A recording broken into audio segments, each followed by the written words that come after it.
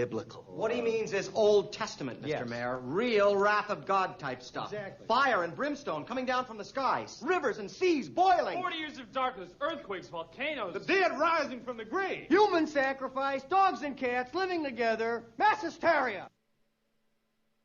Don't league this kind of action. It's for us. It's just exciting. us. This is the way our screen is. Oh, dear. It's because you guys are here. It was a legitimate call. It made sense. It was pass interference. I don't care what anybody's. Get ready for 2 hours of hard-hitting football talk from two men in the know. It's Football on the Know with Jim and Joe. You call runs when you're not supposed to, and Dak Prescott is throwing it in the dirt. What they say, it's not the X's and the O's, it's the Jimmies and the O's.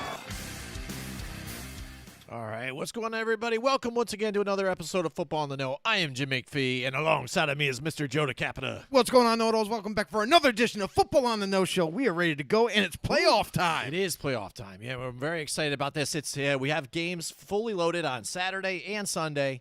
And they're good ones, too. I mean, it's a lot of close ones. And we said, even with Pittsburgh letting Cleveland back in here now, and now they have to face each other right there in the playoffs again. So back-to-back, but it's going to look a little different now. Now that Pittsburgh rested some of their starters, they're going to be in there now, too. But look at that. Look at Mason Rudolph, though. Keep that game close right there and almost pulled out the victory for Pittsburgh either way. He did. So, that was pretty crazy. Now looking at Cleveland, again, they're going to be without Kevin Stefanski and a few other assistant coaches, a few other players.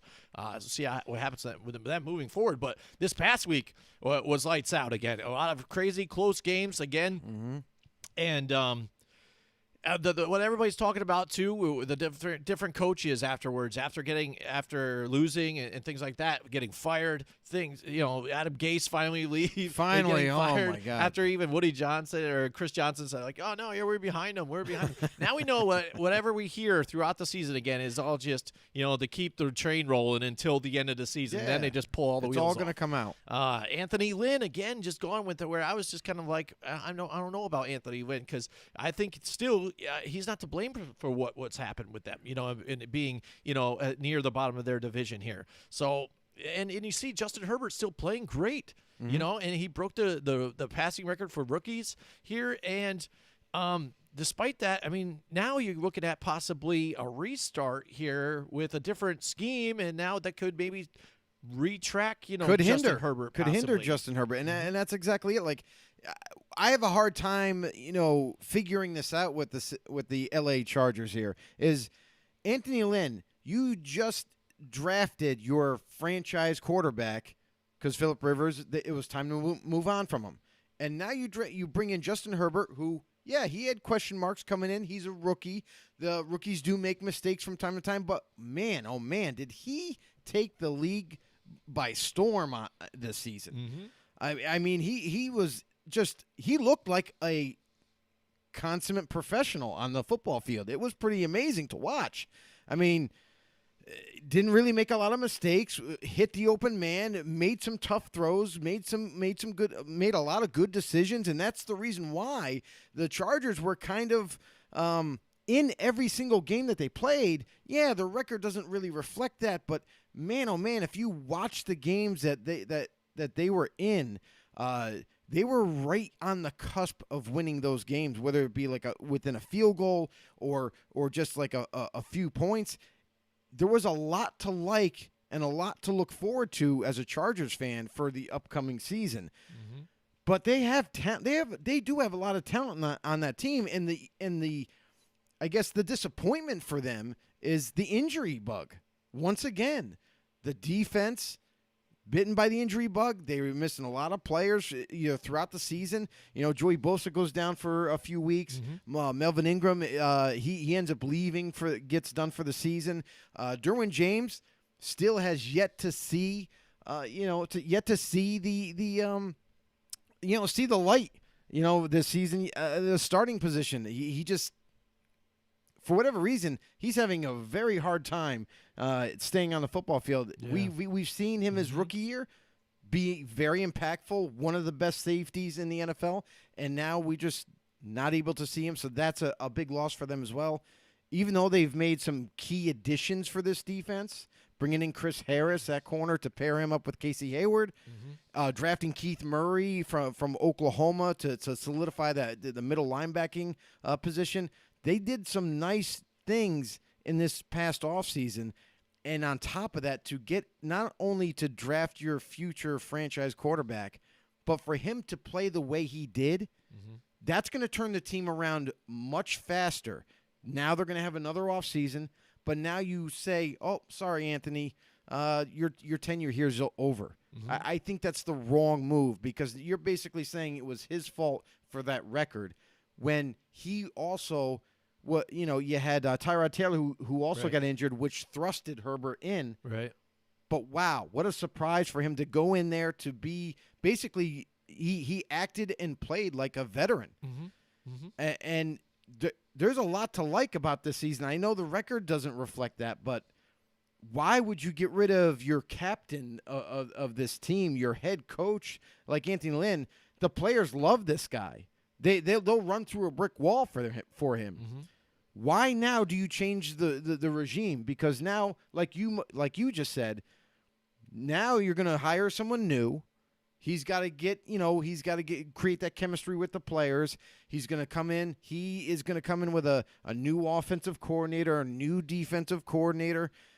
Justin Herbert's now got to learn a whole other new offense again.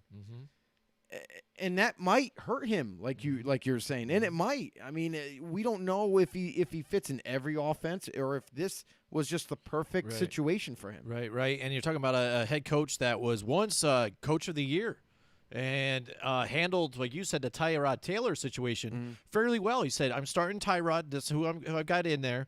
And then we'll see what happens with Justin after. And then, Tyrod gets, injured with the chest situation, the punctured lung. And then the rest is history there. Roy Pickett's in the house with us, Joe, tonight. Hey, what's going on, Roy? Roy Pickett Welcome back to in the the show. house with us.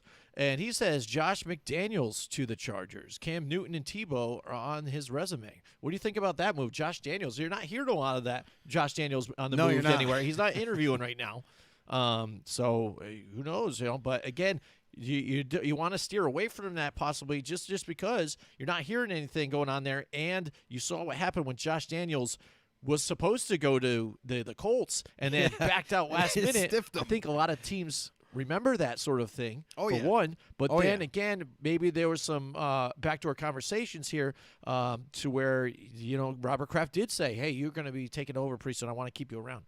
Oh, I mean, it goes without saying. Like, this is the thing is Josh McDaniels burnt bridges when he did that. So now it reflected on him badly because the Colts were ready to sign him. He was supposed to fly over there, sign the deal, and cement it and make it official. And instead, hours away, all of a sudden, news started to be reported that Josh McDaniels just changed his mind. All of a sudden, said, "Nope, I'm not. I'm good with New England. I'm going to stay here." And a lot of people, us included, were a little confused by that. But like, hey, we thought this thing was a done deal. We thought he was going to follow through with this, going to be the new head coach of the Colts. And what's kind of amusing is now looking back at it, it could have been a blessing in disguise that he didn't take the job because then the Colts ended up with Frank Reich, who is a brilliant offensive mind and is doing extremely well with that franchise right now. They are in the playoffs. They are going to be part of one of those great games for this upcoming weekend. And Josh McDaniels is sitting home, not in the playoffs. Yeah. That is true. I mean, what do you guys think out there? I want to welcome you guys once again to the show. I hope you guys are all having a good time out there and enjoying the football that we're getting here. And we finally made it through the end of the season. All 256 games are played. And, yeah, a lot of coaches got the hammer dropped down on them. Some of them, I'm surprised they're still there even, too. I mean, there's conversations still to be had. I think a lot of people are still confused about maybe Mark McCarthy still there for the Cowboys. And a few others. I mean, Doug Peterson I'll just bring up the Doug Peterson thing here quick. I mean, I didn't get a chance to rant after, this past weekend. But Doug Peterson, I think after that should be done. Like, I was supporting him and saying, hey, you've got injuries, you've got things like that going on with the team. Maybe I was trusting to see what he was doing with Carson Wentz. Maybe he had a better grip of things. Made the turn to Jalen Hurts. It was working for him. And then that last game, and I'm not saying it's just because I'm a Giants fan. I was hoping screw us out of getting to the playoffs. I was looking at the Giants to be in a 6-10 team near the bottom tier of the division. Didn't exactly think it was going to be second place, but they came out how I thought they were. So if they did make the playoffs, it would have been a little pleasant surprise, but I wasn't like, oh, they got to do it, you know? Yeah. So watching that game, I'm sitting here looking at this and thinking if everybody's thinking what I'm thinking. Because when I see him go for it on fourth down, I'm like, they're going to kick the field goal to make it 17-all. Why wouldn't you? He goes for it, and then, Jalen Hurts doesn't make the play. It's just a bit, to the ground a little bit and can't make that play. Then all of a sudden, Nate Sudfeld comes in. I'm just like, wait a minute. What's this whole Why are deal? they doing this? This doesn't make sense to me. And I'm like, wait a minute. So I'm watching it happen and go down, and I'm like, this guy's trying to just lose the game. He gave up. He's not even going to try. And I'm just like, it was really frustrating to watch. The whole time, I'm watching it. I just had to say this to myself. I have a question. Go to God. Why? Yeah, why? Why? Because you're seeing the defense. We talked about the defensive coordinator, Jim Schwartz. Before the game, he said, I don't want the Washington football team celebrating on this field, the championship. And they were playing hard. All the players were playing hard. They were trying to win the game. And then when you're the head coach who talks your players up and gets them motivated to play hard and tells them, I'll play 100% of the time. You guys got to do this. Do your job, blah, blah. And then you don't do your job. You quit on your own team and set them up into a failure because the defense is turning the ball over for you, getting you in good position. And by you putting in your third-string quarterback just to get him reps because you promised him reps, what are you going to get out of it? He's been in this league for 4 years. You know what he is. And this is a crucial game, not where it only depends on what you do. It depends on other teams and what happens. You had really no other pony in it, but besides to go through and win the game. And not only the defensive players did you let down, some of the offensive players that maybe this potentially could be their last game there, Joe. Well, I can tell you right now that, guys like Miles Sanders was very vocal after the game. He said, and you could see the body language for the football players on the sidelines, like the offensive linemen. They kept panning to the linemen, and they kept showing them. And it seemed like guys like Jason Kelsey, guys like Zach Ertz, guys like Miles Sanders, they had this look about them, this feeling about them that they were so defeated. Not defeated because it looked like they were going to lose the game, but it was like a defeated emotion with anger. Like they were just angry at the decision that was made by Doug Peterson. And this isn't the first time that he's made bad decisions. This goes throughout his 4-year career as a Philadelphia Eagle.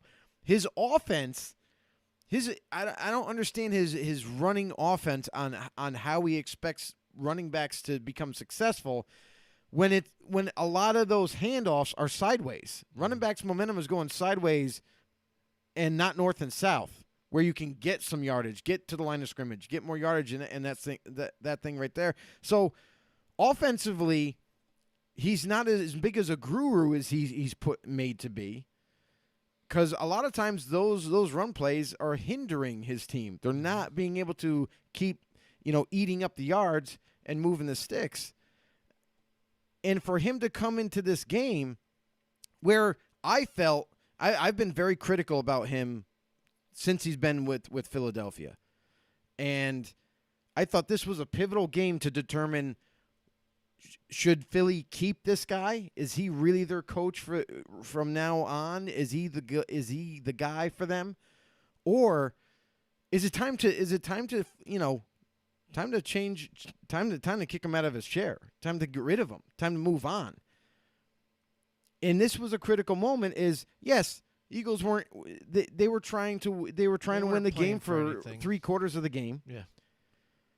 And then when Peterson makes this decision they are right there. They have Jalen Hurts ready to go. They are in position to possibly win this game, to drive down the football field and win this game at the end.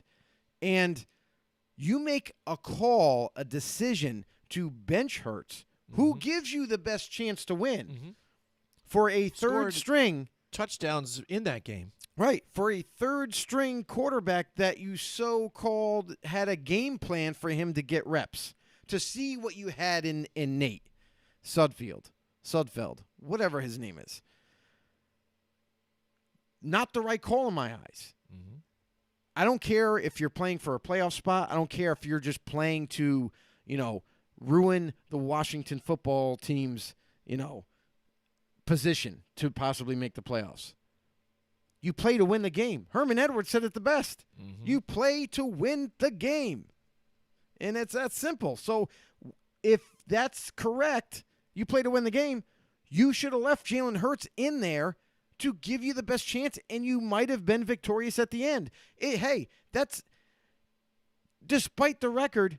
Don't you want to win your last game of the season? Mm-hmm. To go off on a high note, to go into the offseason and say, hey, yeah, we beat our division rival the last game of the season. That was our Super Bowl. Mm-hmm. Not Doug Peterson, apparently. You play to win the game. You don't play to just play it. See, that's the thing, and that's the difference. And like I said, and it wasn't even me a reaction as a Giants fan saying, oh, you're just totally setting us up and screwing us.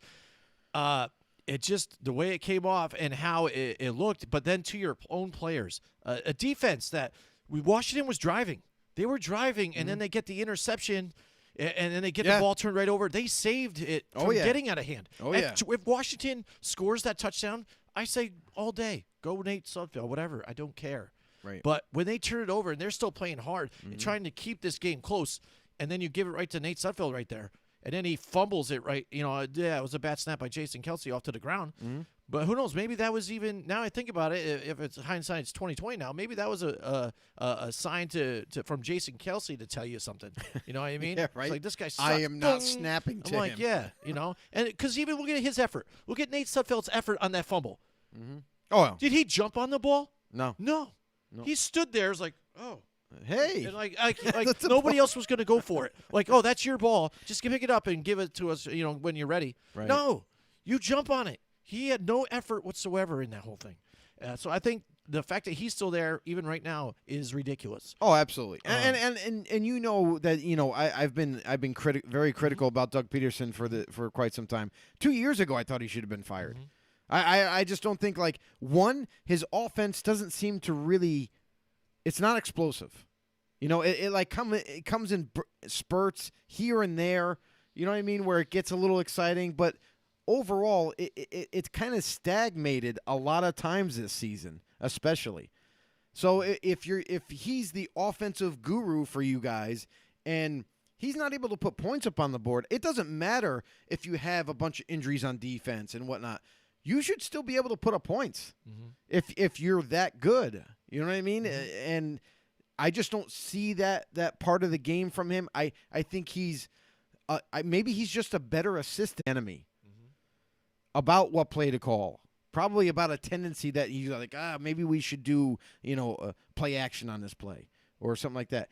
I feel like Andy Reid is more influential to Eric Bieniemy and what his play calls are week to week. He's in the film room with them too, developing a game plan, helping with that. So I feel like Andy Reid, because it's his offense and how smart he is, yes, in a way he's coaching up Eric Bieniemy as they go season to season.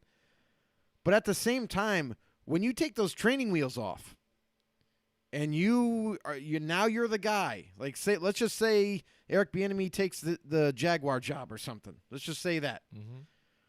Training wheels are off now. Andy Reid's not on the sideline with you. Andy Reid's not whispering in your ear on what maybe we should do. It's all on you.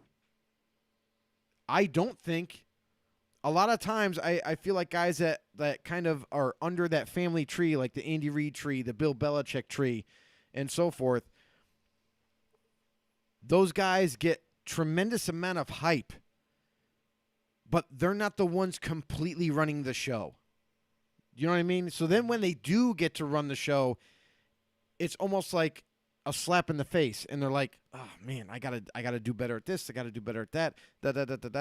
And the end result isn't what teams are hoping for.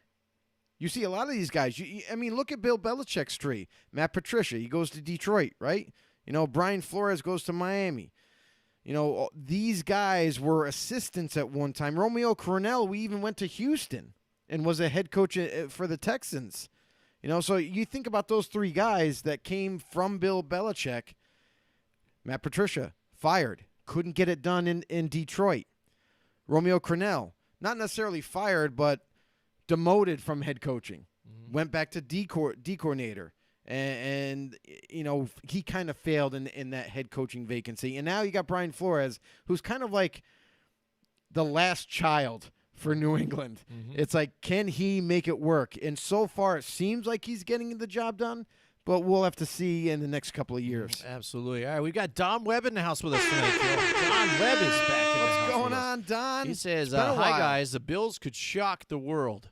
I said Raiders 9-7, ended up 8-8. 2 complete blown losses. Yeah, a couple of them. Yeah, True. Exactly. And to where you even question how they do finish. And in fact, for them to complete that win last week in the manner it was is pretty. Well, it's pretty to be expected. Crazy. Yeah. When you don't have a defense, that's what happens. Yeah. To match that offense. And then he also. Yeah. How is Michigan doing? Yeah. Well, fine. How they're doing fine. They're relaxing, staying safe, and protecting the world by staying home. How what do you think about that? those overrated not Ohio State Buckeyes? Overrated team. There you go. So what do you think of that? They are. And I can't wait for them to get smacked. All right, Josh McDaniel in Denver, fired. Josh McDaniel, Denver. When Josh McDaniel was the head coach for Denver Broncos, he got fired there. Yeah. But Vic Fangio right now is the current head coach, which you could make another argument. I think they're going to give Vic another year, but you could make the argument that Vic isn't getting it done in Denver. I mean, I know it's a little soon. It's a little soon, little too soon for that decision to come down, but I don't see improvement. He's been there for 2 years now as the head coach, and the defense, although when it's healthy, it's really good against the run. They have a good pass rush, but other than that, they're still failing on the pass defensive side of the ball. So, and since he is only a defensive-minded guy, that's really what his main concern is, and the offense seems to, even if they bring in more talent like they have. This past draft, they did a decent job drafting with all these receivers that they brought in. Noah Fant at tight end they had return back. They ended up signing Melvin Gordon to help with that the backfield there. And, yeah, weapons are nice, but the results didn't put up more points. Yeah, well, we said with them, too, what was going to happen is the lack of the offseason for them to really get together and be productive. But all teams went through it. But yeah, but look at the teams that have stuck together with the same type of personnel. They're the ones that are up there right now in the divisions. You know what I mean? But I think that hurt all teams. Like, it's an equal thing. So, right. I mean. Don is in the house here again. Here he says, he moved from Vegas to Ohio. Look at that. He got wow. closer to his Buckeyes. There you go. And moved away from Vegas. It's probably cost of living's probably better over there, depending on where you live, I guess, in Ohio. Yeah, he's been busy since October. Yeah, we haven't heard from you. I wondered what happened if last time we talked, if we got in too much of an argument about moving. Yeah, so he was moving. Time. Yeah, all right. He was moving right as the show ended. Yeah, apparently. and he said Bama is tough, very dominating, but that's why they play the games. It is. Let's see what happens there. We're just all poking fun and having some fun with that out there. I think it's going to be fun to watch. I really did enjoy watching the college playoff. Even if you think when they played Clemson, a lot of people were like, "Oh, Trevor Lawrence, this and this," and then they gave they didn't give Ohio State a chance to win that game. Yeah, there was a lot of people saying there's no way they win this one. Now we get to see the big game. I see we got Greg Schreiner is in the house with us tonight. He's probably happy. He's happy that his Bills are in the playoffs again, division champions there too. That's right. And really rolling right now. I mean, you want to talk about teams that go into the playoffs with that hot streak. They're really rocking and rolling. They just put 50-something points, 52 points on the Miami Dolphins. You know what I mean? They dropped the hammer. hammer. They pulled some guys out towards the end of the game even. Oh, yeah. I mean, you should. I mean, you're about to go into the playoffs. You need to be healthy. Yeah, absolutely. So, I mean, they're really flexing right now. That's right. And some other teams that are backdooring in there again. Pittsburgh shows the good record, but again, they're really banged up and don't look very good. And who have they played? And let's be fair. To be fair, I mean the Steelers did play a pretty soft schedule, and that kind of they didn't have to be great. You know what I mean? But every time they faced a really tough opponent, and that was only like, I don't know, 3 or 4 times, maybe 5 times out of their schedule. Like, then they really struggled. Then they started to show that they weren't as elite as their record shows. So that's going to be interesting to watch. I mean, because now they just pretty much, I mean, I won't say allowed because they did play pretty well in that Browns-Steelers game, but they gave them a great chance to get into the playoffs there for the Browns. So now the Browns, and they're facing the Steelers once again. What's to be expected in this one? Because now you got Baker Mayfield and the Cleveland Browns have a lot of confidence now. Because now you gave the morale's got to be super high because they beat the Steelers. Yeah, okay. They didn't have Big Ben in there. They didn't have some of their starters. I get it. But to them, they beat the Steelers. Morale's going to be high. And Cleveland's in the playoffs for the first time. Yeah, and God exactly. knows There's a lot.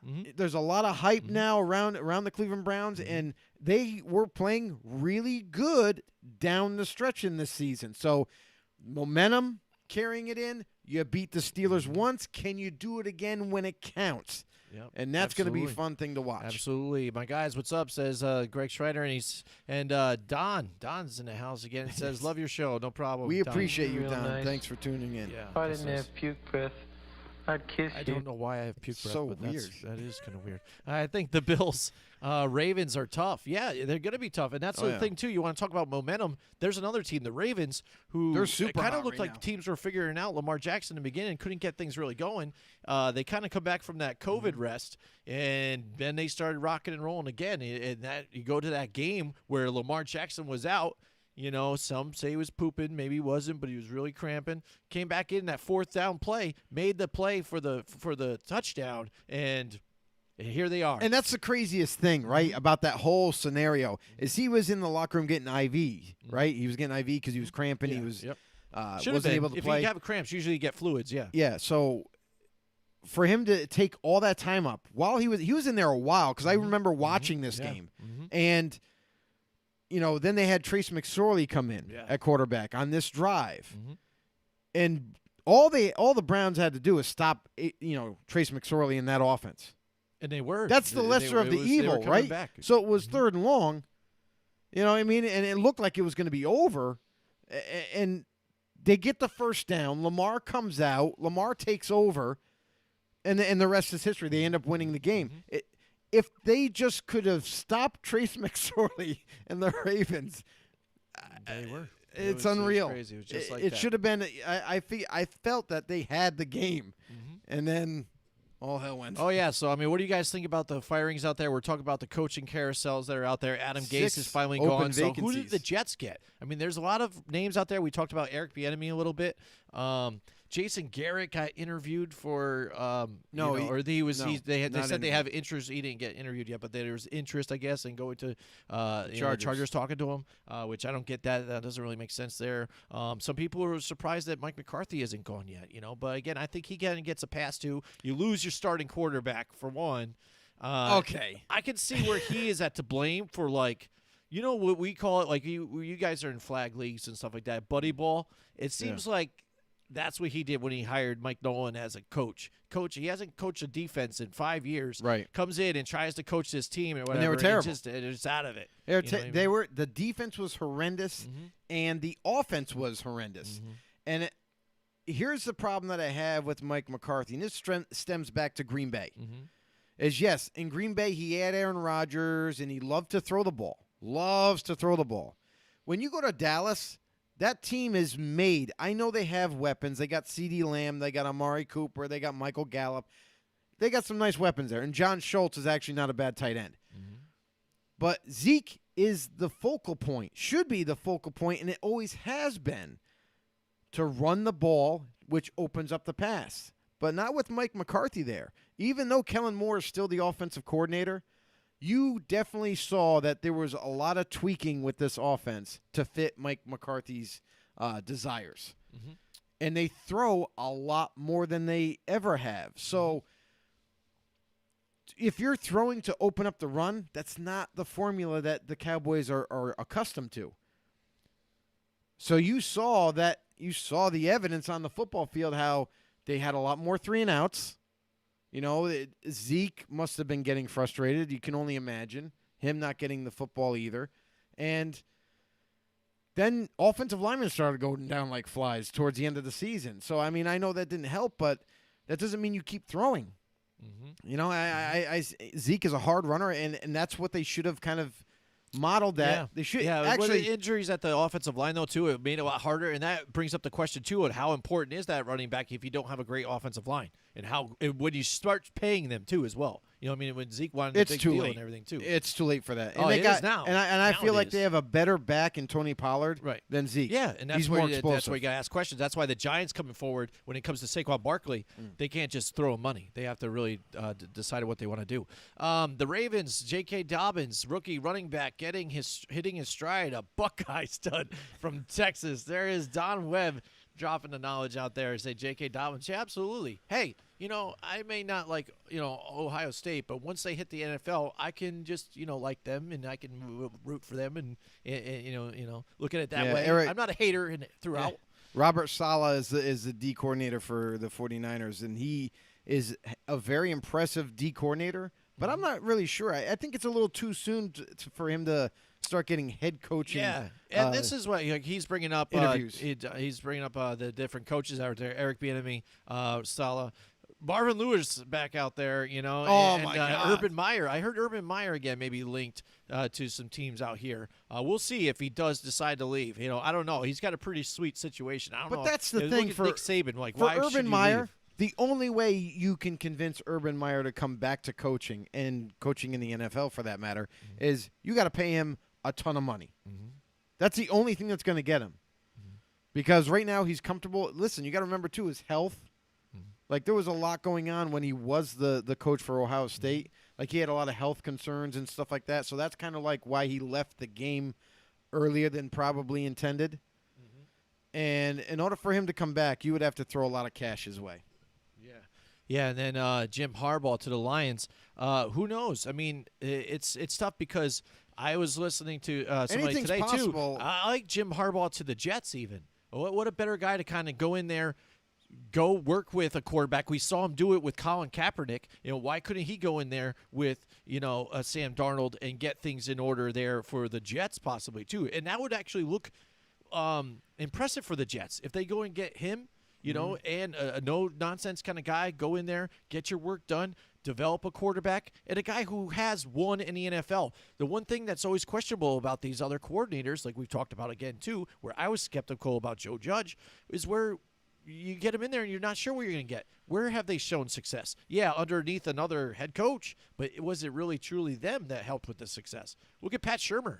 He's been unsuccessful as a head coach and very successful just as a coordinator. Some guys are just better in that position. But that's the thing is, like, every team takes that roll of the dice in hopes that they hit on a young up-and-coming coordinator or an assistant that is ready to perhaps get promoted. So, I mean, yeah, it's just a roll of the dice. I mean, you never know what you're going to get and until you have it and they prove themselves. So it's just like the draft. Let's just say that. You never know, is that the right prospect for your team? You got to wait another couple, 2-3 years to find that answer out. And the same thing goes for coaches, especially new ones. Yeah, absolutely. And he also says Urban Meyer wants $12 million per year. Yeah, that was initially reported, but that's a false report. Apparently, Urban Meyer said that that he didn't put any kind of a number out there.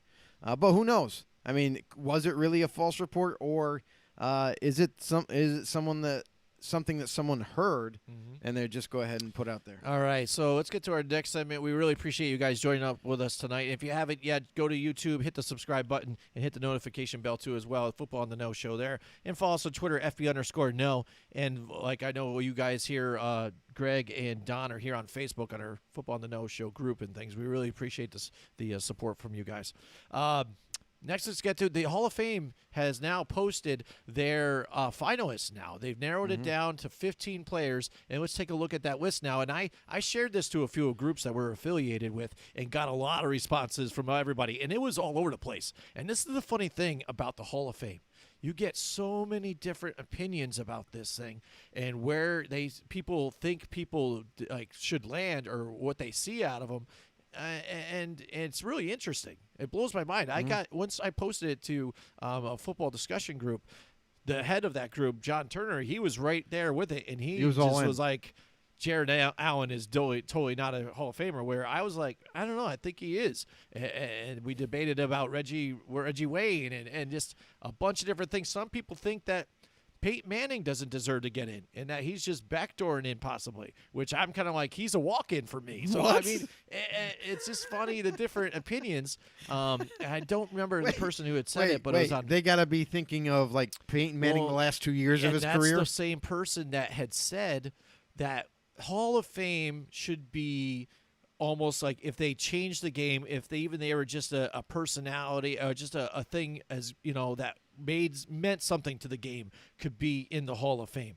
Didn't exactly narrow it down to stats worthy or what they were, like the best players, which it was an interesting, look at it, which I understand that. And I can hear that. I can hear that argument. That would explain why Joe Namath is in there, because I have an issue with Joe Namath being in there. Terry Bradshaw, same thing. But, I mean, I think some of it should be a little bit of both. If there's something that changed the game or something that particularly happened with the game, with the NFL that, needs to be shown off in, you can have it in the Hall of Fame. There you go. But even with that be the clause that's in there. As far as your bust in the Hall of Fame and with the other greats, NFL greats, some of these guys shouldn't be in there, and I think Peyton Manning is the one that walks right in there. And Don says Peyton Manning, Hall of Famer, and best commercials. There you go. He should be in there just for the commercials, maybe even. Who knows? Absolutely. Hands down. Yeah, I like Baker Mayfield's commercials, though, too. He has some pretty good ones there. Yeah, but, he does. I like He's got that. He's got a nice thing going. Absolutely. And he says Woodson, easy Hall of Famer.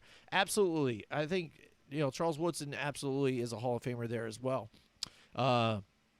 All right, Megatron, my favorite, but one or two more ballots left early. Yeah, I mean, that's the thing. Joe and I were just talking about this before we got on the air, and I said, save it for the show, Joe. Save it for the show. But when you look at Megatron, he, left the game early in a sense. Kind of like he was still in his prime, I'd say, just for a terrible team. Yeah, and he, during his time that he did play, he was at the top of the game and his position and played great, and then just left and just cut it quick. Didn't last for many years, accumulate more stats. So what do you evaluate by that particular season? Joe, what do you think about Megatron? Is he considered a Hall of Famer still, even though he didn't play, as long? I think Barry Sanders, deserved to too, and he quit hands early. down. You know what I mean? Hands down. Barry Sanders was on he was on another planet. Yeah, he is. I know, but when you talk about guys' careers that they just cut short in a sense, just because they decide to leave the game or whatever. Tony Baselli's been out there for a few times here now. I think this is even. I just looked at it the other day. I want to say at least his third time. The problem I have with Tony Baselli is that, yes, he was great when he was on the field, but he, in his career, was not only injured a ton, but because of that, he had to leave the game early. You know what I mean? He had a really bad back. There was a lot of issues, medical issues with him. He never really stayed on the football field. And, yeah, the few times, the couple of years that he put into the 2-3 years that he put into this game, he was elite. But then he started to get hurt over and over and over. And it limited his time on the football field. And then in the end, the medical issues just built up to a point where, like, he just had to leave the game really early. So that, to me, yes, was he dominant and elite type of player when he was on the field? Absolutely, hands down. If he could have extended extended the health and for him to be on the football field to really, have enough time on the field, then I would say it's not even a question he deserves to be in. But because of the injuries that mounted up and him leaving the game super early, that to me is a hard pill to swallow. And Don says, I bet some left tackles would say Jared Allen caused sleepless nights. 3-time around Hall of Famer. And I was looking at Jared Allen stats, too, again, because somebody had said that, he didn't deserve there. And I saw that he has 136 sacks. His high season was 22. He only had 3 seasons in a 13-year career that he did not hit double digits. You know what I mean? Mm-hmm. Most of them were 15, 16, 18, 19. He was super dominant. 12, you know what I mean? Mm-hmm. And he had 648 tackles. I mean, and I got to see him play. Because not only you look at stats is one thing. It depends on what division you're playing in, blah, blah. A lot of it, he was started out with KC, but a lot of it was in Minnesota. Mm-hmm. If you get to see him play, you kind of see what they do, too, as well, and how they were dominant and what they do. Like Aaron Donald, if you watch him play, you see what the type of player he is and how he plays and this and this. And even in a down year, it's still really good. You know what I mean? Yeah. And that's the thing is when you start counting his stats, people past his career, when they look at it, they're like, yeah, all right, yeah, Aaron Donald's pretty good. But if they didn't get a chance to even see what was going down, they didn't exactly know all the time either. So... well, it's a good conversation to have, though, out there. John Lynch has been on the list for a few times. And Richard Seymour, I think, is a question there, too, because I remember his time with the Patriots. He was pretty good with the Patriots. I mean, that was a good defense that produced, Teddy Bruschi and some others out there that were good defensive players. But Richard Seymour, when he did go to Oakland, he didn't really live up to the potential and what they were kind of expecting. And I think maybe that's why I just have stuck in my brain that kind of leaves a sour taste in my mouth here about Richard Seymour, where I'm not sure if he's a Hall of Famer. Some people, again, in some of the groups that I posted on, said absolutely. So, I mean, it's just interesting the different opinions you get out of this. And me, I don't know. I say everybody's right. I mean, I ain't going to tell you whether you're right or wrong in this whole thing. It's all opinionated. By the way, I want to give a shout-out to Nathaniel McWirt. He is in the house with us tonight. It's a pleasure having you. Nathaniel is in the house again with us here. So,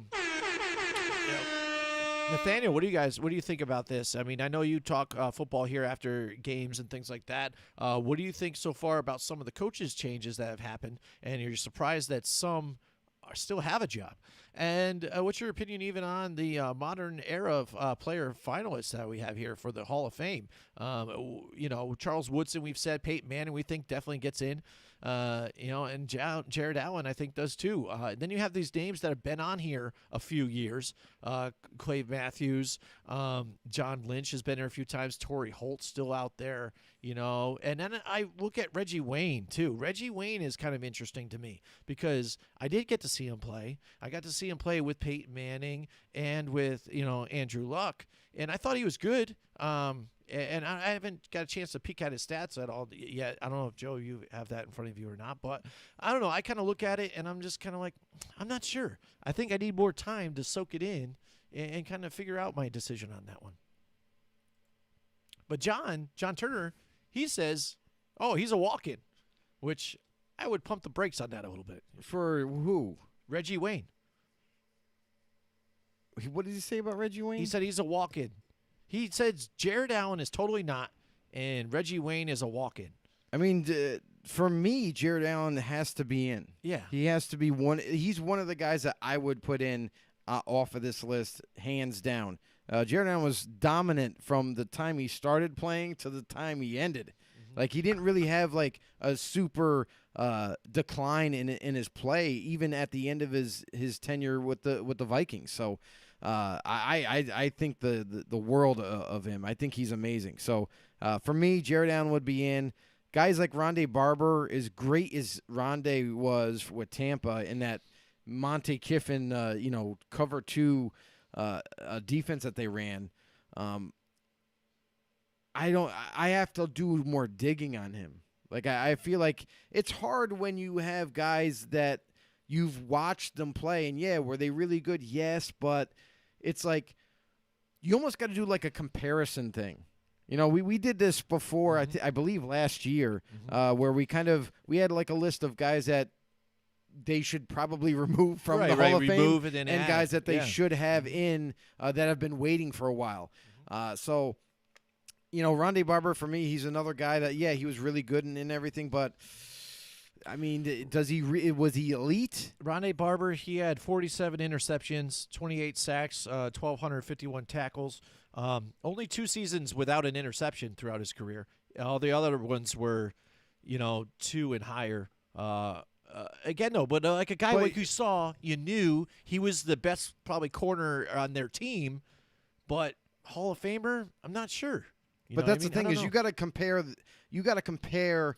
Part of it has to be comparing statistical data to who's elite in the Hall of Fame. Yeah. Not just anybody, but who's elite in the Hall of Fame. If they're close, like if they're kind of close, and there's also got to be a threshold. And we talked about this before where I think there has to be a threshold that you have to meet. If you don't meet it, then you can't be considered one of the greats into the I look Hall of at it Fame. this way. Let's give you this scenario. Actually, let's get to Don and Nathaniel's question or comments first quick. Don says, I'm still mad about the Raiders trading Khalil Mack. Will be a Hall of Famer.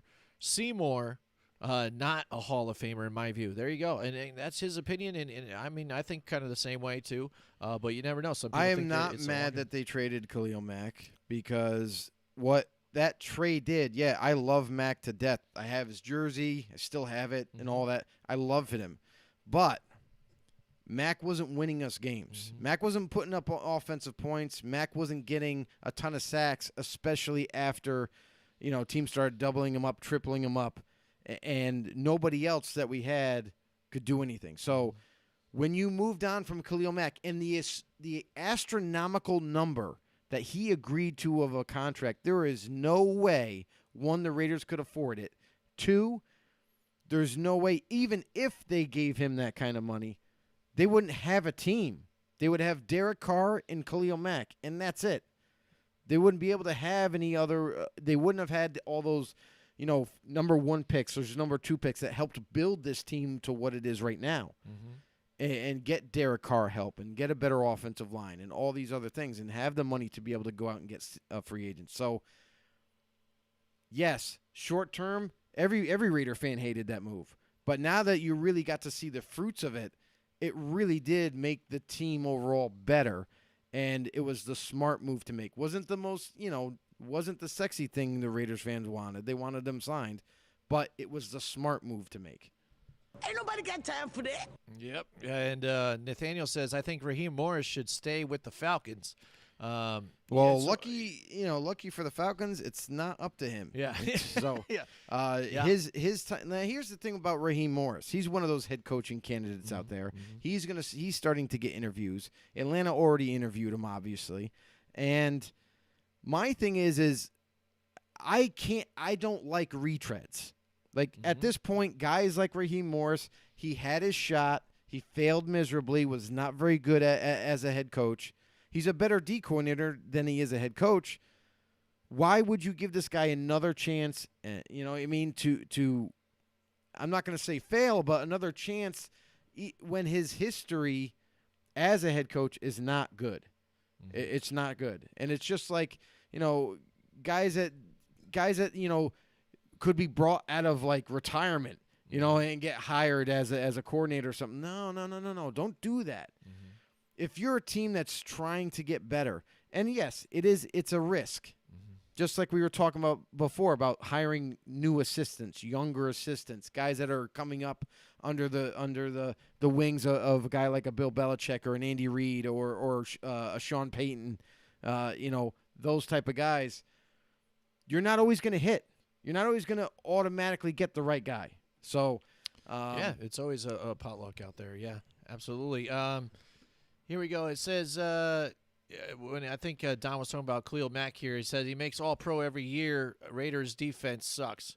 It does, but then you also that's not say news. Here, Raheem Morris is very solid, but a DC in Vegas, yes, and not as a head coach. But again, that is up to who they do hire, probably as the next GM or head coach there, and what they want to do. They're going to bring in their own guys possibly, or maybe they'll keep him around. We'll see. If he is out there and available, who knows? Maybe do you think John Gruden will take a look at Raheem Morris out there as a defensive coordinator? As of right now, they haven't even contacted him. Yeah. I mean, right now the Raiders have put in a request to talk to Gus Bradley, who was the D coordinator for the Chargers. So that's the newest bit of news for the Raiders on that mark. So far, there hasn't been any other candidates that they've reached out to, other than that one being reported with Gus Bradley. I've heard rumors floated out there that maybe they might bring in a guy to talk to in of course I'm going to forget his name right now because now I'm going to try to say it. All right, definitely. Well, it sounds like a great opportunity. Who knows? I heard Byron Leftwich might be out there too. I mean, he's kind of sneakily getting there. Not the big name that everybody's talking about, but we've been talking about it for the past 2 years, 3 years. Yeah. And now he might be finally getting a shot. But I think they're trying to keep he some of hasn't that been out of the news right now while they're still in the playoffs.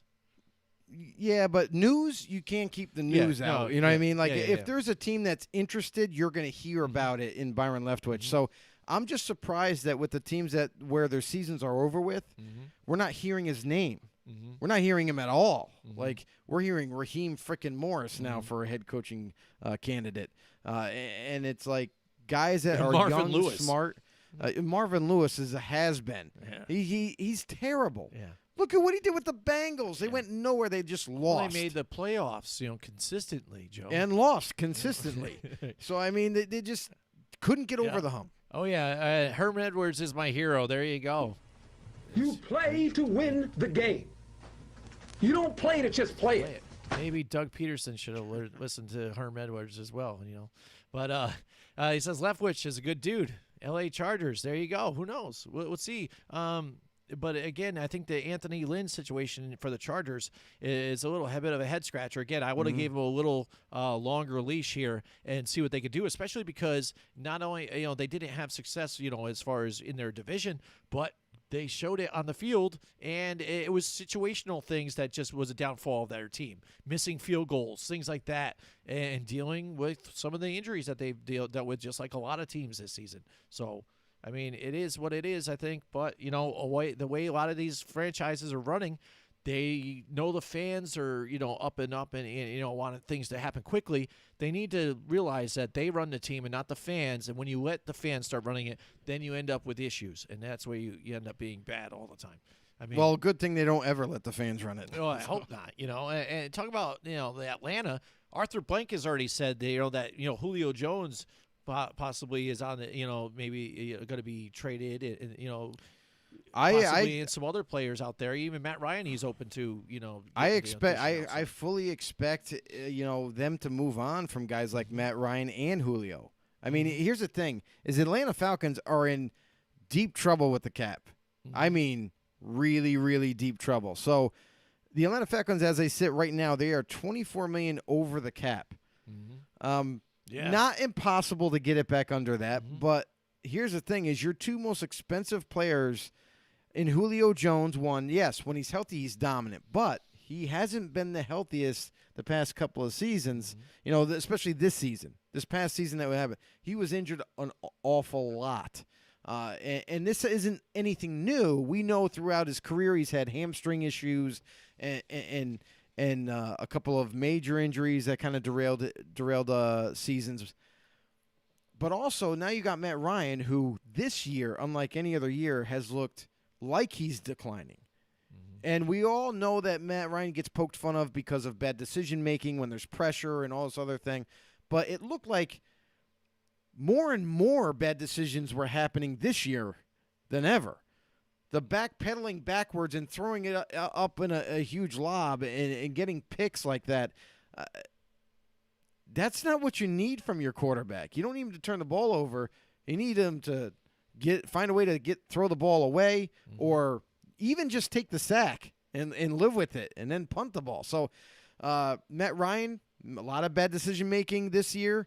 Has it reached the point to where maybe Arthur Blank and the front office is starting to think about life after Matt Ryan and moving on from Julio and those two really big contracts? You get rid of those two contracts, and and they could easily probably be under the cap or very close to it. I think it's Don Webb says, "Gotta go, guys. Great topics. Hey, it's a pleasure, man. We have a pleasure having you on here again. Thank you, It's been Don, a for showing long up. time. We appreciate you coming on here and sharing some comments with us and talking. We hope to see you next week. After the wild card, and a lot of great games. Coming up forward this weekend, Joe. A lot of stuff to talk about. Right now, we're gonna get to our next segment. It's gonna be our in the know fact of the day, Joe. Here we go. All right, I went way back for this one, but I think it's pretty interesting here with the way some players here with their contracts go. But on January, I got Jerry Jones on Jerry 14. Geriatric 14. On January 14, 1961, offensive end Willard Duvall played out his option with the Chicago Bears and joined the Houston Oilers. Duvall became the first NFL player to defect to the AFL, and that is our in the know fact of the day, even though I butchered the day out of it. There you go. There it is. But yeah, that was one of the first guys to ever say, you know what, I'm going to serve out my contract here and I'm going to change leagues. Yep. I'm out. And now you see a lot of players these days aren't even loyal to their teams anymore. I mean, we still remember the days where you could pretty much guarantee a player was going to play out his career with that team. I mean, imagine now Lawrence Taylor not being a Giant. All of a sudden, he was one of the most impressive players back then. Mm-hmm. And then, boom, made the trade or something like that to save a buck, or boom, get him somewhere else, or things like that. You don't see a lot of that, these days. So it's pretty interesting. All right, Nathaniel McWhird in the house. He says, if Marvin takes a head coaching job, I could see the Lions. No, I don't think it is a smart move, but Matt Patricia is kind of a jerk in the locker room. I don't think Marvin is that way. Marvin Lewis is really laid back. One thing he didn't do in Cincinnati was hold his players accountable, so he doesn't really turn them in. So I think that would be the polar opposite of what you're getting out of Matt Patricia, which I don't think is a good idea either. No, I think you need to. We've already kind of ran its course. I have a very, very big problem. If Marvin Lewis does get a head coaching job, it's either A, money. Mm-hmm. The owner or the front office don't want to pay a coach a lot of money, so they're willing to, hey, we'll bring in Marvin Lewis. He'll coach for cheap, and we'll be okay. We'll save money there. It's got to be a save money move, because anything other than that, you're not going to win games with him. You're just not, because the Bengals that he took to the playoffs was because of the talent he had on the football field. It really wasn't because of his coaching. Up to the talent that they had. They were much like the Cowboys kind of have been. And he's seen as this defensive guru, which I did not see the reflection on the football field without that talent that was there. Mm-hmm. I'm just saying, he's not a winner. We've seen that, and we've seen the Bengals be terrible for many, many years. I would have a hard time giving him the keys to my franchise and saying, make a difference. Right. I can see maybe somebody on the defensive end maybe getting a coaching job there again, perhaps, or maybe it is offense, but I know their defense is struggling. They need to, I don't know if they need to exactly blow up the whole thing and restart, but they got to look at themselves and say, we need to start to draft our next quarterback, and I'm happy with Matt Stafford, who I have now, but we got to get this thing geared into a new direction. Maybe they go for a college coach and start afresh and move forward. I don't know. That's really risky. As far as talking about the Lions and a link with them, Jim Caldwell, now I heard, is maybe terrible decision. Yeah, well, yet again. Yeah, but now again, the Texans, now they got Nick Caserio there. Maybe they don't get Jim Caldwell, because we had heard that maybe they were interested in Jim Caldwell over there for Houston. Now, I don't think that's a good idea either. I mean, again, that's kind of different from what they have had. We've already seen these guys coach at that level, and they were terrible. Mm-hmm. Yes, they were likable guys, but that doesn't get you wins. Mm-hmm. And one thing now I think about, you want to talk about terrible guys that I think is just a surprise. How is Arthur Smith out there in the names of guys out there? I'm actually surprised about that. I've seen that's that. What I'm saying. All 6 coaching vacancies have requested him to interview. Mm-hmm. So that means everybody that has a head coaching vacancy, they're all about Arthur Smith. Now, I don't know how I feel. I think that's a little too soon. I'm like, yeah, okay, so he's had a couple of seasons where he was pretty successful calling the plays. And, I mean, when you have Derrick Henry as your running back and the offensive line that's already put together and you're just calling run plays, it seems to work out for you. You know what I mean? So, not for nothing. I mean, I think you could just have anybody call the plays, and that running game is going to do well. So, I don't know how much of the X's and O's is Arthur Smith's genius, or is it just because the talent that you have is giving you that added boost in your career. Right, exactly, because we had said even when he took the job here, offensive coordinator for Mike Vrabel there, this offense was kind of in the lower tier of putting up points. It was on the cusp, though. Yeah, it was. And so he took over, and he had been a tight ends coach, career tight ends coach, and other coaches, right. and other positional coaches, and mostly tight ends. throughout the different regimes within Tennessee. Right. And now he's there, and I don't understand what some of these people when they look at it. I think in a sense the Titans look like they've regressed still from last year, and like you said, what was I thinking? All he did was say, all right, now we need to run Derrick Henry more, which we've been crying for the past 2 years. And why didn't they do it before when they had Matt LaFleur there? Now he finally does the obvious, and now he's getting all the accolades. Accolades for it. And you're like, really? But then even on this season, to where, the offense still is, if Derrick Henry can't get his yards, it seems like they're not getting they fall flat on their face. Yeah, exactly. Can't get the points out there. So. Yeah, and that's true, because that's really what happens. They are so dependent on the run. If a defense stops the run, the way their offense is built is the run opens up the pass. It opens up play action that they like to utilize with Ryan Tannehill being mobile like he is, and other plays, and those deep shots that they take, with A.J. Brown and company. So, and Corey Davis and Jonnu Smith, and the list goes on. But if they can't get the running game going, that's it. That's the end. They have a hard time even coming back. If they're down and they have to throw the ball more often than run, they can't do it. It's almost like the Patriots offense this year. That's how they were.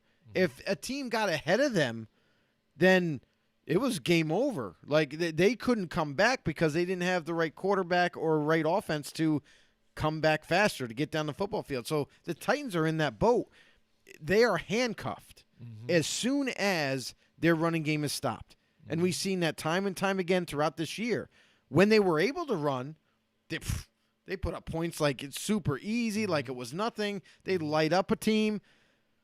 But that's the problem with this offense. And I feel like that right there, that is Exhibit A. For Arthur Smith. Well, he can't get it done if he can't get the run going. So you're not as dynamic of an offensive X's and O's guy to be able to change or tweak that offense to make it more prolific. Like, you can't tell me like, oh, well, they don't have the weapons to be a passing team. Yeah, they do.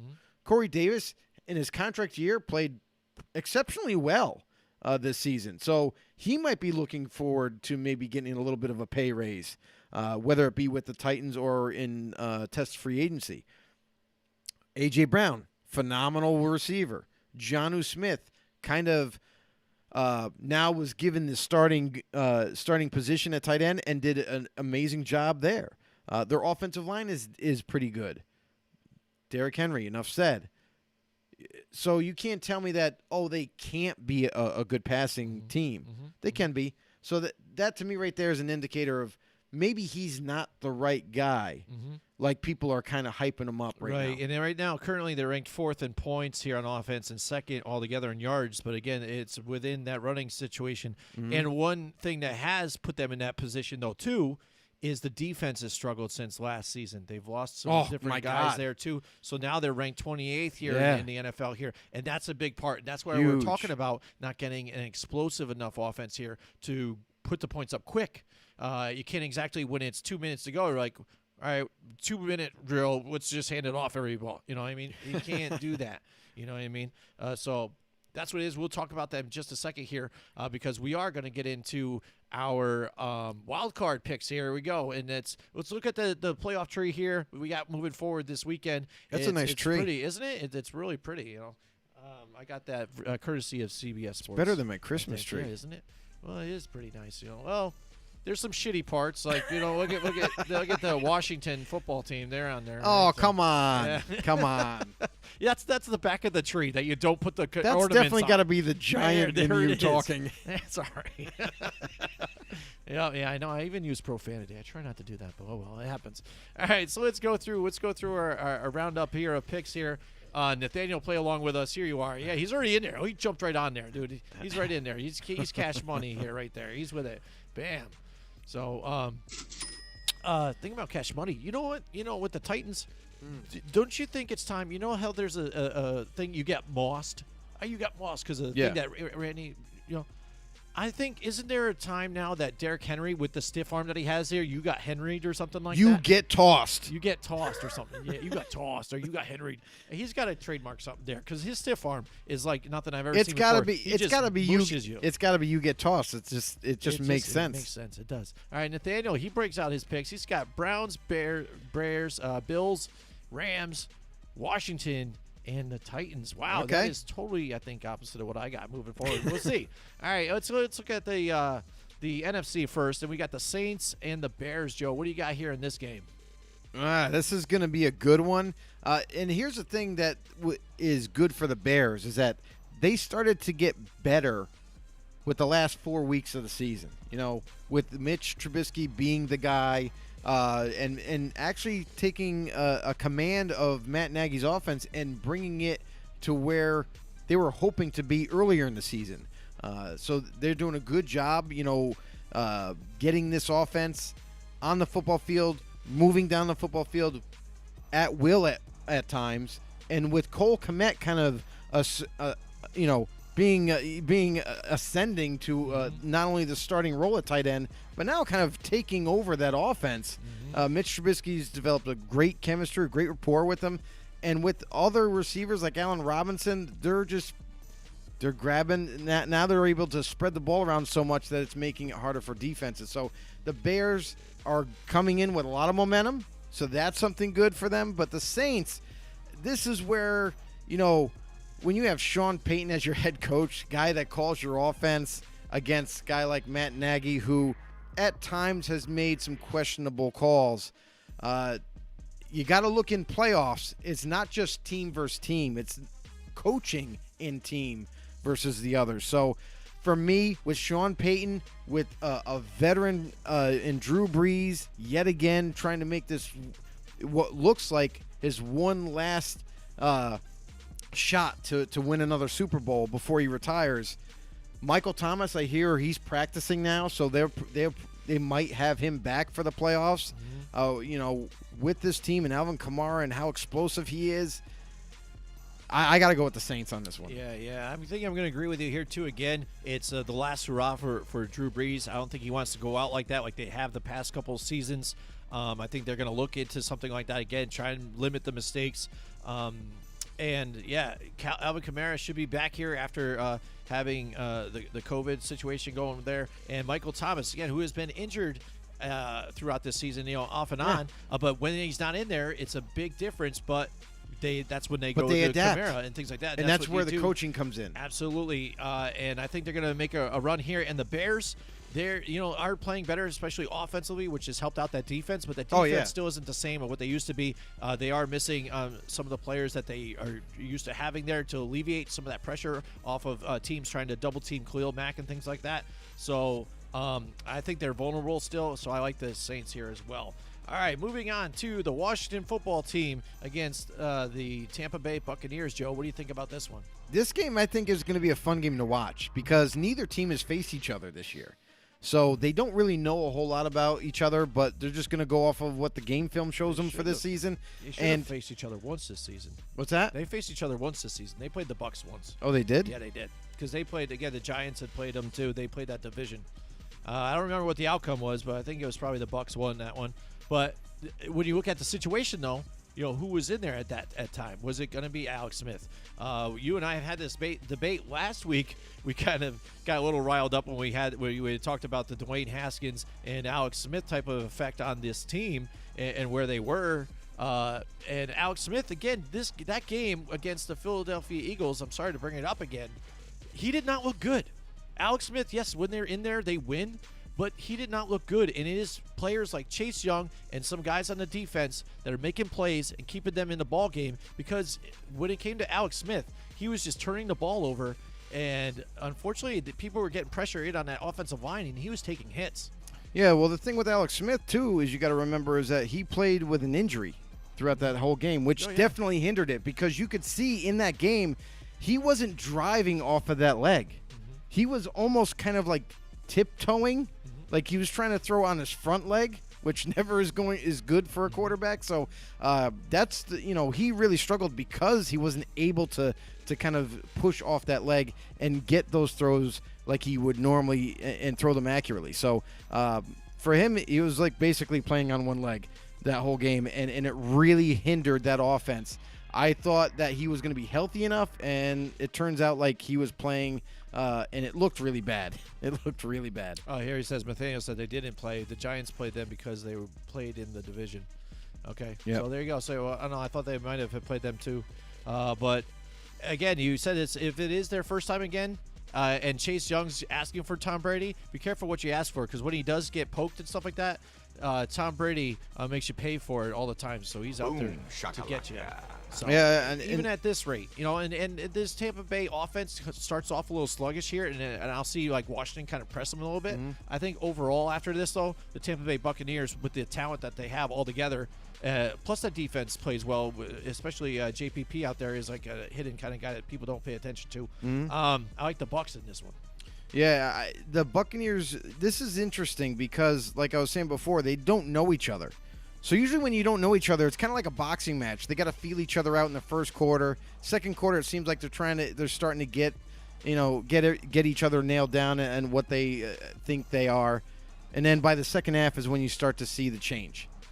So Washington has a very stout defense, and that could limit the Buccaneers offense and what they would like to do.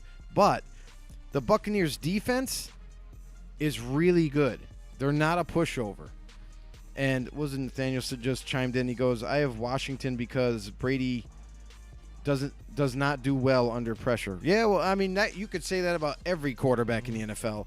And you're right. He also has the quickest release out of anybody. The other thing, too, to keep an eye on is how healthy is Brady's offensive line. Tristan Wirfs, he left, as a rookie because he got injured in the past couple of regular season games. Is he going to be ready to go for the playoffs? I would assume so. But, again, there's a lot of underlying variables in any game. So, what do you got?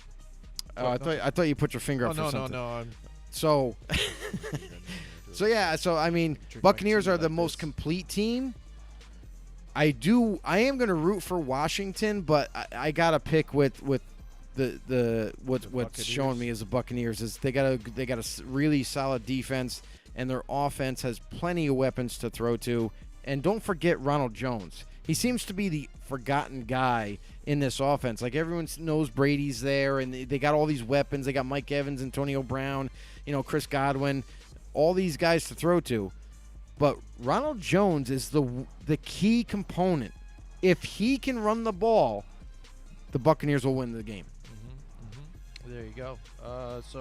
I will not root for Washington at all in that one. Seattle now against the Rams. The Rams, that all depends on if Jared Goff's going to play. I know here Nathaniel picks the Rams, and I think they have a better defense, at this point than Seattle does. But I never count out Russell Wilson and what he can do too. I mean, who are we going to see here get the ball more? Is DK Metcalf going to have a big day against this Rams defense? Or is going to be Jalen Ramsey on him and shut it down? Well, then maybe they'll just give it to DJ Moore on the other side. Or Tyler Lockett. Tyler Lockett. But I think key for this here is the Seattle Seahawks to run the football. Get the football, go in there and not let this Rams get on the field on the offense. But it all depends if again, Goff's out there. So I'm going to go with the Seattle Seahawks on this one. Yeah, I'm going with Seattle. I really like how their defense kind of came together after they pulled off a trade for Carlos Dunlap. They added more pass rush. It seems like they're a little bit more aggressive now. Jamal Adams is a guy to look forward to see how healthy he is for this game, because I feel like if Adams isn't there, that is going to hurt this defense more than people know. Yes, he's a phenomenal athlete, phenomenal player, but he is the backbone of this team. He brings the intensity week in and week out. And if he's not there, we've seen Seattle without him before, and they didn't look so hot. So it's going to fall once again on Russell Wilson's shoulders, if that's the case, to make up the difference to help carry this team on the Rams. Now the Rams, their defense is locked down. Their defense is playing extremely well throughout the whole entire season. Going into this matchup, they're going to be tough to put up points on. But again, Jared Goff, if he's not there, which I'm going to go ahead and assume that he's not going to be able to go in this one. I'm just going to assume that because he just had surgery on his broken thumb. So I don't think there's like any kind of special serum that they could inject in his hand where it would heal faster. So because of not having Goff and having, I believe it was his last name, Wolford, who played well even in that game. He played well, but he ran a lot. Yeah. And that's to be expected for a new quarterback coming in. So now it's playoff time. This is completely different than regular season. I think the lights might be a little bit too brighter if he's going to be at the quarterback position, and Seattle's going to take advantage of that. I'm going Seahawks. All right, there you go. Now let's take a look at the AFC situation here. We have the Cleveland Browns here and the Pittsburgh Steelers. Steelers, you want to talk about teams backdooring in. That's one of the ones that are epic here. We talked about them a little bit early on in the show. We did. Again, about strength of schedule. They played the NFC East for a lot of it, and those games were even tight, really close. Seems like once they lost Bud Dupree and a few others, then their defense was just... even though still, despite having some good players still there, and Fitzpatrick and Watt there, still, it's just not enough. But then the offense, too. They need to, I think a key to win this game, to stay competitive, and I don't know why they don't, but Benny Snell's going to get the ball. I think you really got to get this running game going, because I think he's still productive when he's out there. He's still averaging 4.5 yards, I think, a carry or so. Yep. But it's when he's out there, he's limited, so you don't see the yardage out of it. But he's productive when they're out there, and get some plays into play action. Get some of these wide receivers open, because right now, if you're just doing passing plays nonstop, that's all the defense is going to cover on you, and that's it. Then you're trying to see who gets open. And Juju Smith-Schuster needs to step up and show that he is a true number one here on this team, or there's going to be other situational changes in that team. Yeah, it's funny, and we've already kind of touched on Juju and how bad of a season he's having right now. In a contract year for Juju, he has a lot of drops, more than he ever has in his short career. But that's not good if you're tracking downward as a receiver and you're in your contract year and not making that much of an impact. The team, the organization, they might just let him test free agency and see what kind of offer he gets and maybe decide then whether they want to match it or not. So that's something that I'm expecting to happen for him in this upcoming offseason. But nonetheless, you're right. He has to step up big time. Now is the time to step up. You have to make those catches. If Ben Roethlisberger's dropping them in your hands and you're failing to hold on to the football, that's unacceptable. Chase Claypool, a wide receiver that we have been raving about all season long, waiting for this guy to get his opportunity, and now in his rookie year is destroying defenses. So him opposite Juju definitely helps that balance to keep defenses on their toes. And Deontay Johnson in the slot, even though he himself has had his fair share of drops this season, he is a very explosive receiver, and Big Ben definitely relies on him to attack the middle of the football field. So if all these guys can, this offense and these weapons that they have, and you bring up Benny Snell, and they have James Conner, everyone's got to step up. Their play has to be heightened. This is playoffs, baby. You got to make it happen. Defensively, they are hurting coming into this matchup. No Devin Bush. He was done for the year. And that, to me, I feel like that is not only just, it's a loss of a linebacker. I think it's a major loss because he was their captain in that defensive war room and on the football field, making all the calls and checks. So now, without him, I feel like this defense is a little bit, it's a little bit vulnerable. And because of that, the Browns, they're coming in hot. Their offense is starting to hit on all cylinders. They were without the receivers for 1 week. They get them back, this past week, and it looked like they never left. So you watch for them to come into this game. They're going to be pumped. There's no doubt about it. This is a rivalry game in the playoffs. What more could you ask for? And with the way Baker's playing with these receivers and Nick Chubb, I mean, what can you say about Nick Chubb and Kareem Hunt? Bitch, run! They're insane. I mean, just even when you know they're going to run the ball, he's getting 5 yards easy. So that's impressive.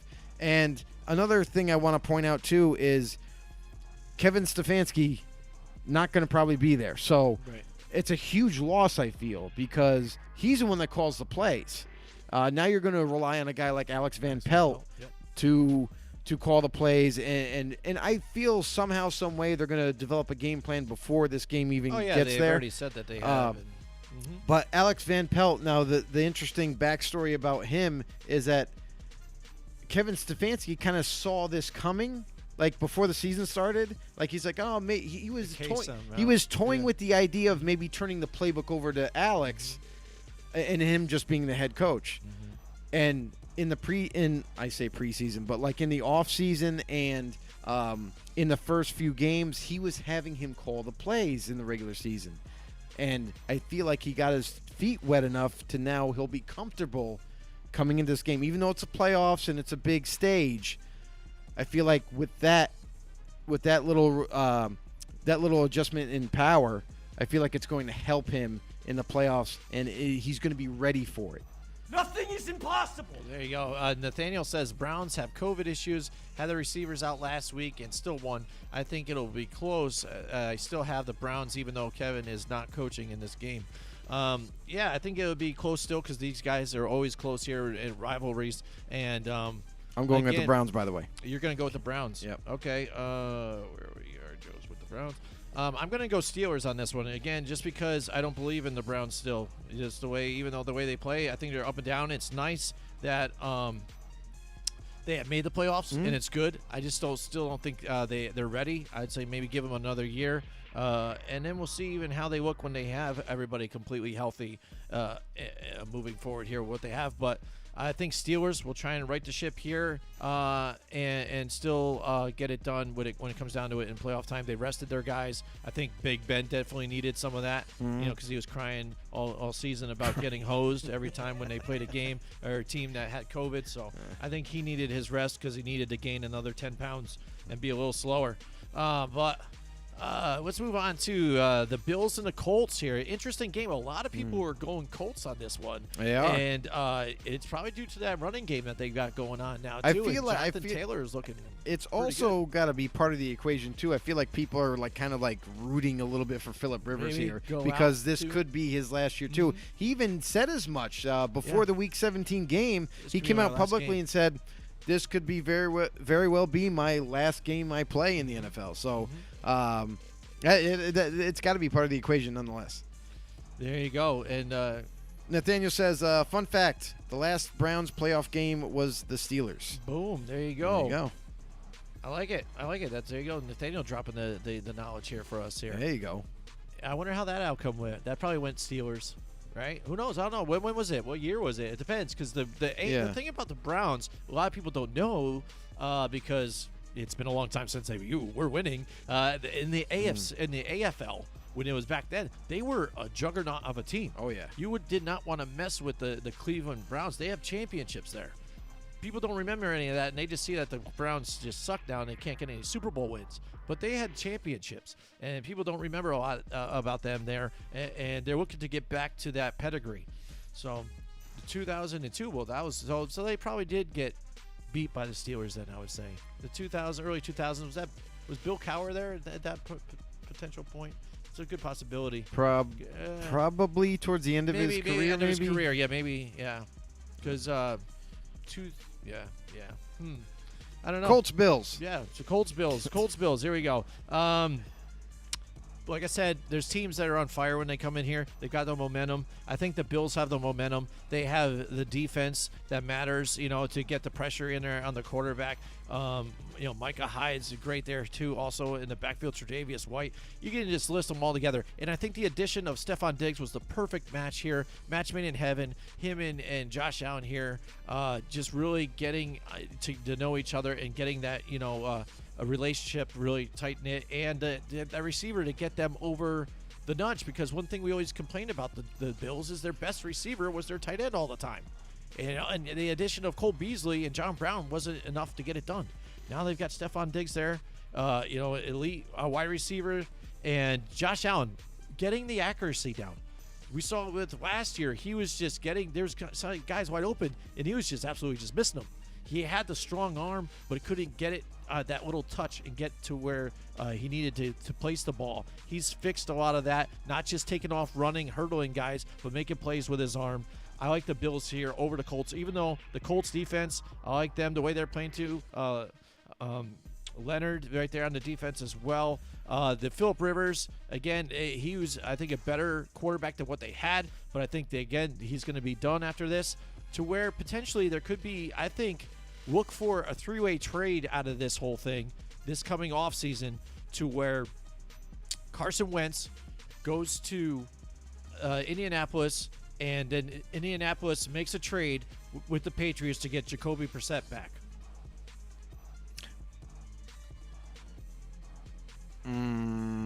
I don't think so.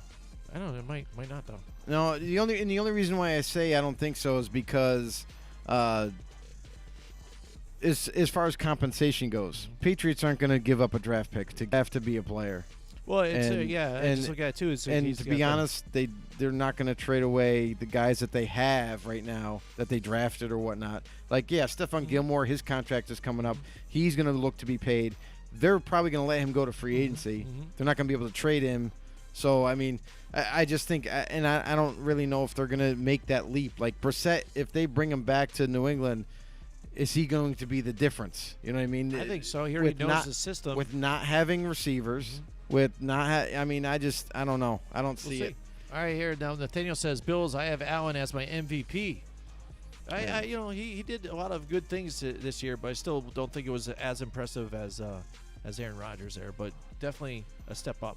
But most improved. It was definitely a huge step for Josh, though. I mean, I think he's made a dramatic change, especially this year. Being more accurate, making better decisions, not turning the ball over, knowing when to run, not always just taking off. I mean, there's a lot of great things that he did this year, and the biggest reason for it is Stephon Diggs. They needed an elite wide receiver to pair him up with Josh Allen, because now that they have that, for most of the year they've had Diggs and Cole Beasley. John Brown was injured for most of the year. It looks like they're getting John Brown back for the playoff run. So that is great news for Buffalo. And you thought their offense was hard to stop then. Now they got another weapon to throw to. So Josh Allen, very happy about that. Their offensive line has definitely gotten better this year as well. The running game is taking off. There's a kid out of Buffalo. His last name's Williams. I can't remember his first name. But I watched him run last week.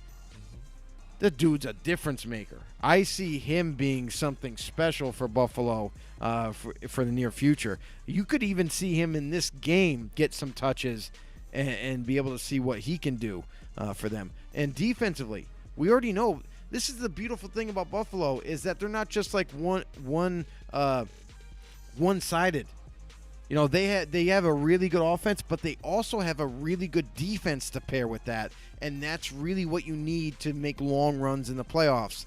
The Colts, they have a really good defense, and their offense is kind of hit or miss. You know what I mean? Depending on who they play, how they match up. This matchup right here, though, I think Buffalo is going to be a little bit too much for them. I'm going to go with the Bills. All right, and finally we have the Titans and the Ravens. And, again, the Ravens are really red hot on fire still. And Lamar Jackson being able to get those runs out there, but then making the plays that he needs to make with his arm, which has been crucial, which he had to do in that one game where he came back from the cramp, made the play with his arm, getting Hollywood Brown, you know, and these other receivers the ball. Even Dez Bryant's getting some touchdowns out there. Holy moly, Dez Bryant. Getting in Never the playoffs thought I'd again. say that name again. Yeah, imagine that. Dez Bryant, check this out. Dez Bryant is in the playoffs quicker than the Dallas Cowboys have been in the playoffs. He knew when to get out. Ooh, Dallas. Right? He knew when. Yeah, exactly. All right, here. But the Titans, I already summed it up kind of before. Yeah. I think, you know, they're a decent team, but they shoot themselves in the foot more often than you know, they do well. The Ravens are just, again, a really tough team in and out, and that defense is playing tough, too. A lot of people don't talk about that defense, though, like they probably should. This defense has been holding it down, too, as well. I think they just have altogether have a better team than what the Titans have been doing. I like the Ravens here. Yeah, Ravens-Titans. This is going to be a good game. However, I just wish the Titans had a healthier defense and to make this a little bit more competitive.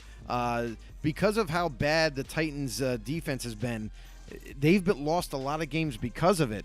And as great as their running game is and as great as that offense can run, this is going to be tough for them because the Ravens, if they get up on you quick, the Titans, we've already said, like, you're going to have to abandon the run. And we saw Arthur Smith not abandon the run when he needed to in prime time.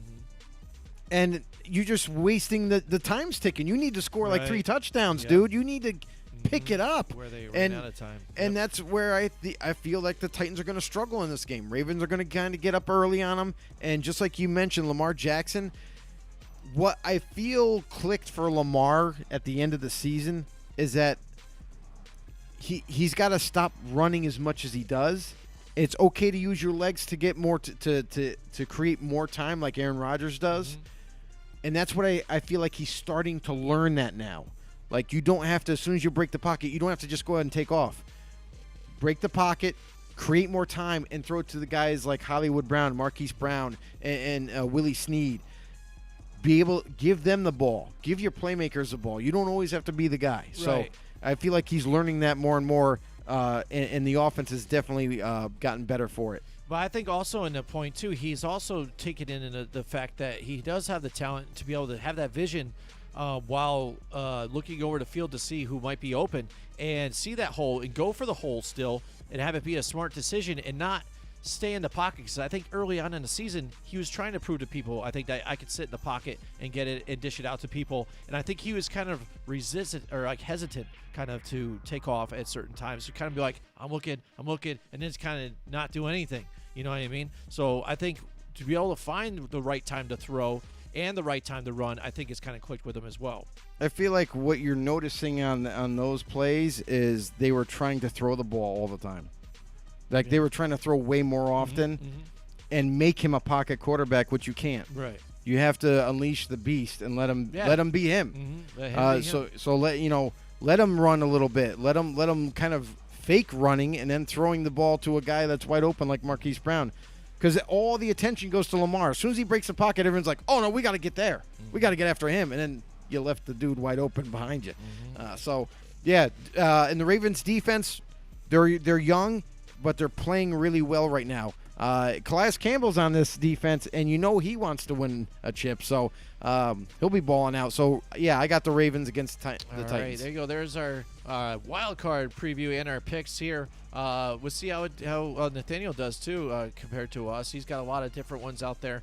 As far as our competition we had during the week, here it is here, the head-to-head. I finally, after that last week here, Joe put it all out on the line, and I was able to win a few of those ones here. I lost to Philadelphia one I was upset about, but whatever. A game's a game.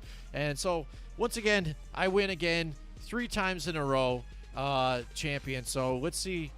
I'm excited about that guy. Baby, a triple! Yeah, I got a triple. Oh, yeah! Yeah, 3 times. We'll see how it goes next season. Again, it's always tight right up until the last week.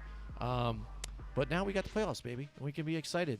And then you can drink again this coming postseason. I always look forward to it. And that's a lot of fun. So you guys definitely check out that show when we end up announcing that. So thank you so much for everybody joining us here tonight. Joe, tell them where you can find more Football on the Know. If you need to know where to go and become a know-it-all, go ahead and head over to YouTube or Facebook. You can search us up at Football on the Know Show. Go ahead on YouTube and hit that subscribe button for us and hit the notification bell to get all the latest and greatest updated content, as well as become a know-it-all on Facebook. And you can follow us on Twitter at FB_know.